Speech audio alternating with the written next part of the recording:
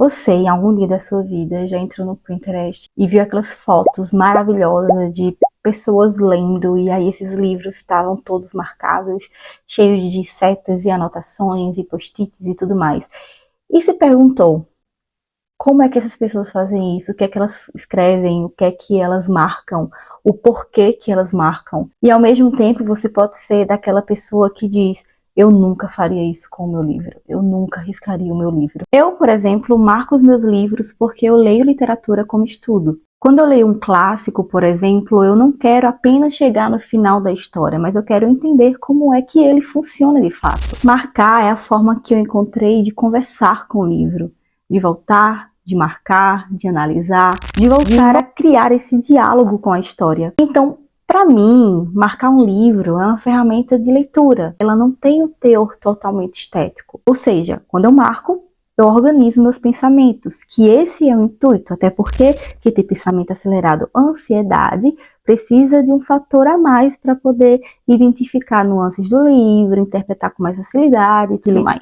Com essa leitura mais ativa, eu consigo entender pensamentos, fluxo de consciência, estrutura de linguagem, estrutura de texto, e principalmente eu consigo voltar para o texto depois, seja para estudar, para analisar, para questões reflexivas, para gravar um vídeo no YouTube, preparar a aula ou até mesmo reler com outro olhar. Mas eu sei que nem todo mundo sente essa necessidade ou até mesmo essa facilidade de marcar seus livros. E muita gente tende a não marcar o livro exatamente porque acha que um livro é um objeto sagrado. Existe a ideia de que escrever no livro é desrespeitar, não levar a sério, até mesmo desvalorizar a obra. Mas esse medo faz com que as pessoas leiam de forma passiva, só recebendo o texto sem necessariamente ter um diálogo com ele. Quando a gente lê um clássico, ou para estudar, ou para ler de uma forma mais profunda, ler passivamente, ou seja, ler de forma corrida, sem anotação, sem uma pesquisa ou algo do tipo, muitas vezes não é o suficiente. Marcar ajuda a reter informação, a criar caminhos de leitura e a construir um entendimento a mais para aquele texto.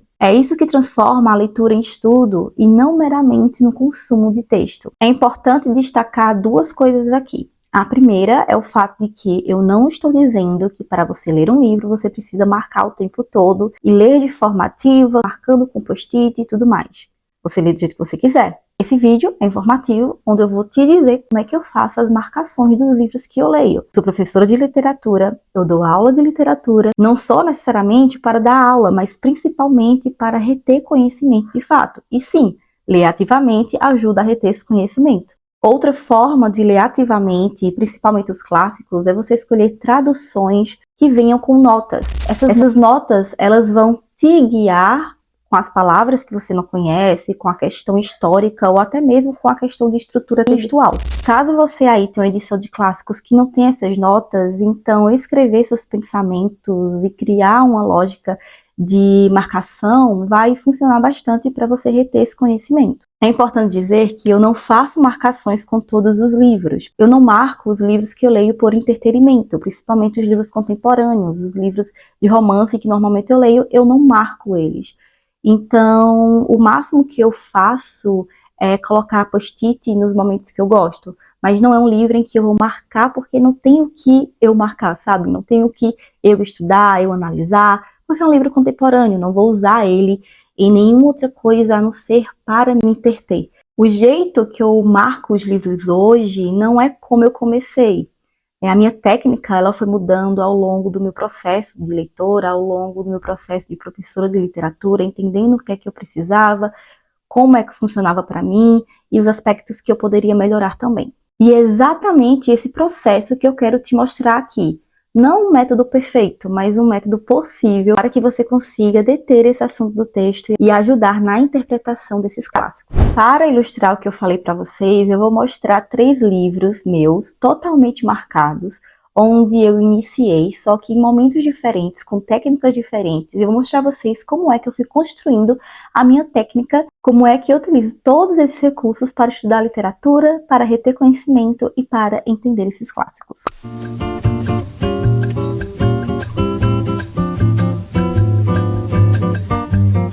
O primeiro livro que eu vou mostrar a vocês é Mulherzinhas. Esse livro eu não tive intenção nenhuma de marcação. Então, eu queria estudar esse livro na época, ele ia ser a base para o meu TCC, acabou não sendo, mas ali com essa intenção, eu comecei a colocar ali, a estudar muitos aspectos dele, principalmente com relação à estrutura, às personagens e tudo mais. Então, esse foi um livro em que eu iniciei realmente a escrita de estudo, né, para entender mais a obra. Então, eu marcava tudo que me era insights, então, o que eu percebia que poderia ser legal, que poderia entender, algumas interpretações eu escrevia ali. Ou seja, eu marcava muito mais por sensação do que por critério. E é isso que vocês vão perceber que vai ser modificado com os outros. Eu usava lápis para marcar as partes mais importantes. Eu comecei a sublinhar, a criar setas, a colocar, né, o que eu achava ali na lateral, nas partes que não tinha texto. Eu também comecei a usar post-its pequenos para poder escrever informações mais adicionais. Ou seja, eu sabia que aquilo ia me ajudar, mas não necessariamente eu tinha uma lógica, uma ideia definida do que eu estava marcando, do que eu precisava marcar de fato. Tudo era muito intuitivo, sem uma intenção clara. Mas esse livro foi importante para mim porque ele me fez perder o medo de escrever em livros. Ele me fez entender que o livro ele pode ser mexido, pode ser riscado, ele pode ser estudado, ele pode ser consumido de fato, e não só na leitura passiva, mas na leitura ativa. Mas, ao mesmo tempo que ele me trouxe todo esse insight, ele também me fez entender que quando a gente está lendo um clássico, principalmente quando a gente está estudando esse clássico, apenas marcar sem nenhuma intenção não é suficiente. E foi aí que, depois de Mulherzinhas, com outros livros, eu comecei a modificar um pouco o meu jeito de fazer essas marcações. E foi aí que eu peguei o livro A Hora da Estrela, de Clarice Lispector. E aí, na Hora da Estrela, eu fiz um pouco diferente. Eu deixei o lápis, eu comecei a fazer com a caneta. Eu pensava na época que a caneta me dava mais firmeza na hora das minhas anotações, deixava um pouco mais visualmente destacado, mas agora eu sinto que deixa um pouco poluído. E aí eu criei um código. Então tudo tinha um código dentro de A Hora da Estrela.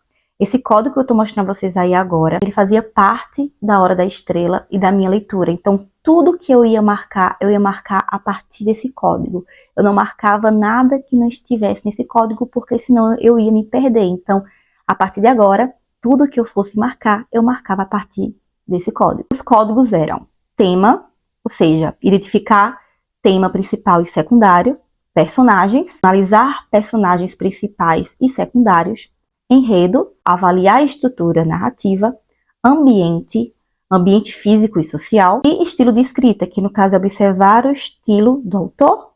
No caso de Clarice Lispector, é o fluxo de consciência. O problema desse código é que não necessariamente eu tinha uma ideia clara do que era. Então, se eu abrir o livro, vai estar lá dizendo que é algo relacionado a enredo, que aquela anotação é relacionada a personagem. Não.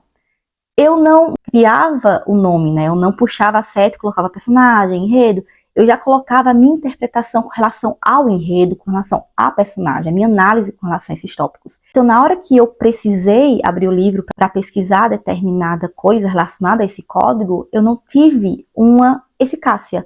Ou seja, as anotações estavam lá, mas elas não estavam necessariamente organizadas e conseguia encontrá-las só olhando para elas. Ou seja, com o tempo, tudo ficou misturado e eu não lembrava mais qual era as definições de tudo. Eu só sabia que naquela parte da obra eu tinha escrito determinado comentário, mas não sabia só no olhar o que eu estava falando, né? Qual era a parte do código que eu estava utilizando. Então, portanto, esse processo me ensinou que não basta ter um código, ele tem que ser consultável. Se o método ele não te ajuda a reler, então ele não funciona. Foi aí que eu interpretei essas nuances, esses erros que eu cometi fazendo essas anotações desses livros de uma determinada forma que eu precisava reavaliar o meu tipo de anotação. E como eu poderia fazer para que eu, ao reler o livro, eu batesse o olho e entendesse que aquela determinada anotação vem de um trecho específico daquele determinado tema do código, sabe? Eu comecei a ajustar tudo isso e eu acabei fazendo isso com Vidas Secas, que é o livro que nós estamos lendo no Erudição, que é o meu clube de leitura de livros clássicos e estudos literários. E foi aí que eu entendi que eu precisava de um método mais funcional, que eu não estava tendo nos outros livros que eu estava fazendo a leitura ativa. Em Vidas Secas, eu criei um código de marcação com símbolos. Eu entendi nos livros anteriores que eu lia e marcava, mas não tinha um código fixo correto, que ao bater o olho posteriormente naquele determinado livro, que se tivesse algo desenhado ali, eu saberia exatamente o que queria dizer. Então foi aí que, ao analisar Vidas Secas, eu compreendi que eu precisava de alguns tipos de marcação, ou seja,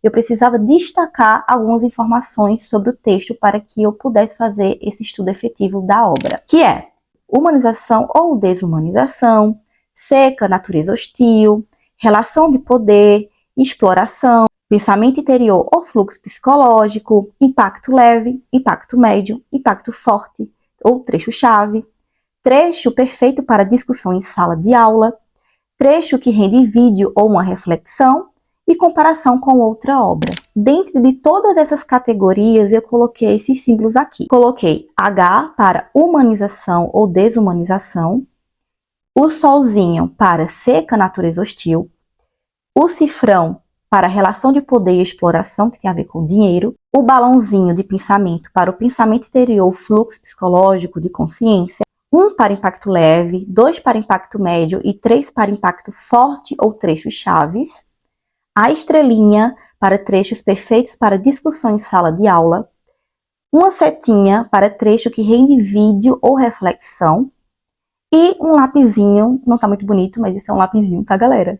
Que é uma comparação com outras obras. Esses foram os símbolos que eu decidi que iriam estar nas minhas anotações. Óbvio que dentro do livro eu escrevo o que é que eu acho, eu puxo seta para escrever palavras-chave, para escrever opinião, para escrever uma análise. Quando eu preciso destacar uma parte, eu não necessariamente preciso escrever o que é que eu acho. Eu só posso colocar um símbolo, por exemplo. Eu posso casar das duas formas. Eu posso colocar o símbolo e escrever e analisar aquele trecho. Entendem? Então, basicamente, isso fez com que, quando eu abrisse o livro, batesse o olho, eu entendesse que aquele solzinho está falando sobre a seca. Então, eu posso pegar esse trecho para falar em algum outro momento, em alguma aula, em algum vídeo, uma conversa com um amigo ou algo do tipo. E ele não deixa a minha leitura mais engessada, muito pelo contrário, ele deixa a leitura um pouco mais libertadora. Eu me sinto mais livre na hora de ler, porque eu entendo as marcações, eu consigo identificar e analisar da melhor forma possível. Além das marcações, eu utilizo também as flags. E as flags, elas vão acompanhando as marcações. Não necessariamente eu tenho uma lógica de cores para as flags. Eu normalmente costumo associar a cor da capa ou a junção de cores da capa às flags que eu tenho. Mas as flags, elas não são usadas de forma a ter uma lógica. Eu utilizo ela apenas para identificar onde tem marcação ou não. Então, quando tem flag, tem marcação. Quando não tem flag, não tem marcação. E eu só coloco uma flag por página, mesmo tendo 300 marcações por lá, tá? Além de tudo, eu peguei os post-its e eu estou fazendo algo que eu tô sentindo que tá valendo a pena, que é desenhar as personagens e também os elementos do texto. Óbvio, tanto as flags quanto o post-it para desenhar, eu utilizo como forma pessoal, é um gosto pessoal meu. Não necessariamente eu preciso de fato desenhar no meu livro para entender melhor ele, mas ele serve como uma memória visual para entender um pouco mais sobre os elementos da história, né, as características físicas e tudo mais. Eu não sou uma boa desenhista, mas eu gosto de fazer os rabiscozinhos com as características, com algumas informações que eu encontro no texto. Outro método interessante que eu não utilizo, mas que você pode utilizar, é fazer um color code, colocar grifos, né, marcações com marca-textos coloridos, pastéis principalmente, para não marcar para o outro lado. Em vez de você desenhar, você criar um color code. Então, quando você estiver falando da seca, você coloca um amarelo. Quando você estiver falando da desigualdade, você coloca um vermelho. Então, você que vai criar esse color code e fazer toda a estrutura, ok? Outra forma também de marcar é pelo Kindle. O Kindle é um pouquinho mais difícil, porque nós não temos aí, a não ser o Colosoft, nós não temos marcação. Se você tiver um Kindle colorido, então você cria um sistema de color code através desses códigos e você marca colorido. Quando você tem outro tipo de Kindle, como por exemplo a geração 11, você não tem essa opção. Então a única opção que você tem é marcar e acabou. Porém, o Kindle nos dá a possibilidade de criar uma nota na marcação. Ou seja, você pode criar um índice de emojis, o que é muito interessante. Então você pode marcar clicar e anotar. E você pode exportar essa anotação para o e-mail. Então, basicamente, você vai ter essas marcações salvas no e-mail e também salva dentro do livro, caso você queira analisar com mais afinco. Basicamente, essa é a forma que você pode utilizar em outros formatos. O mais importante de tudo isso é entender que não existe um método universal de marcação de leitura. O jeito que eu marco os meus livros hoje acompanha o meu momento como leitora, professora de literatura, escritora, ou seja, a minha vivência faz com que eu entenda que eu precise marcar dessa forma. O importante é que a marcação faça com que você entenda mais o texto e que ela não vire uma obrigação ou um peso na hora da leitura. Marcar livros não é sobre deixar o livro bonito ou feio, é sobre criar diálogo com o texto, entender aquilo de uma forma mais ativa. Agora, essa parte do vídeo vai para os membros do clube.